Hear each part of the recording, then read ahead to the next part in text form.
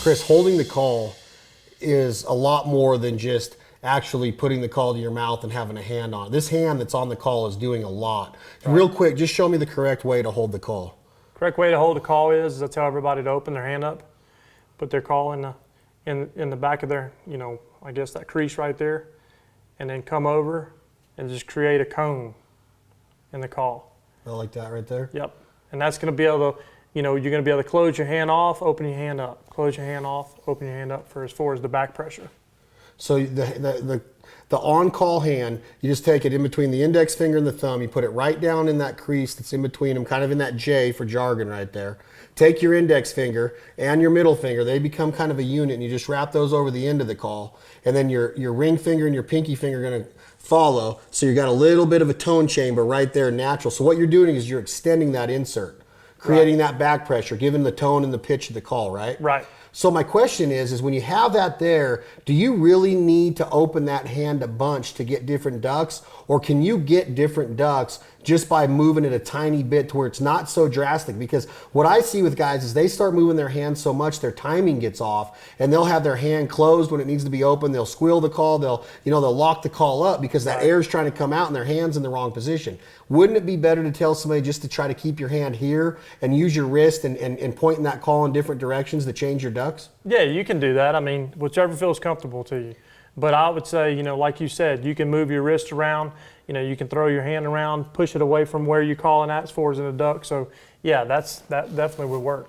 Okay, give me an example just of back pressure being applied. If I pick up the call and I hold it like that in between my thumb and my index finger, the jargon calls have a lot of back pressure already built into them, in my opinion. So show me what happens when you add that hand. Start with that and then add that hand and let me see the difference. So open hand, you'll hear.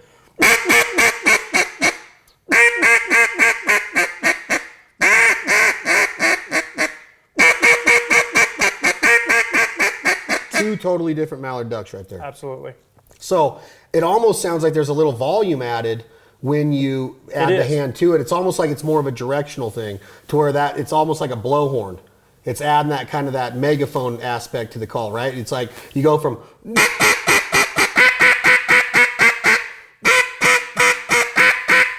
it's a tone difference. It's tone different. Actually, when you close your hand off, it feels like it's higher pitched. A little bit higher pitched than whenever you open your hand. It seems like it's deeper when you open your hands. So the point is that the on-call hand is doing way more than just holding the call. Absolutely. Okay, that's back pressure. Everybody needs to understand what that back pressure is doing and create that cone, that tone chamber, extending that insert of that duck call. And the difference is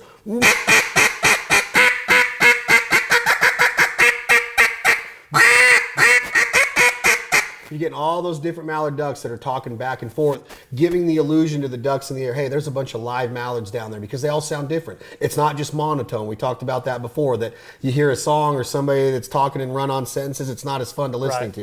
You got to mix it up a little bit, right? And it's not only that, not only on a quack, on a feed call too. You can close your hand off, you can open your hand up. It'll give it a different sound. Like a bunch of ducks.